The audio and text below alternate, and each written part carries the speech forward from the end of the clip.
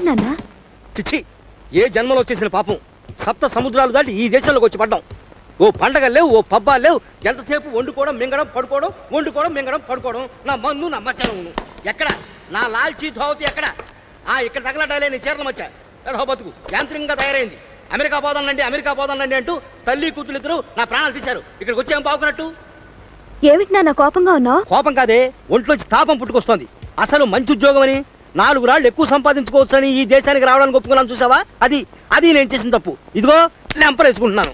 ఏమైందండి ఇవాళ? ఏమీ అవలేదే, అదే నా బాధ. ఇవాళ చైత్ర శుద్ధ నవమి. అయితే నా శ్రార్థం. ఇవాళ శ్రీరామనవమి. అలాగా? అయ్యో, ఇందాక శేషగిరిరావు బజార్లో కనిపించి చెప్పండి సరిపోయింది కానీ లేకపోతే ఇవాళ నవమని సంగతి తెలుసుండేదే కాదు. మన ఊళ్ళో ఉండుంటే మన ఇంట్లో ఉడతాభక్తిగా సీతారామ కళ్యాణం నా చేతుల మీదుగా జరుపుకునేవాడిని. భద్రాచల కళ్యాణం రేడియోలో వినేవాడిని. ఇక్కడ ఆలోచనే లేకుండా పోయింది.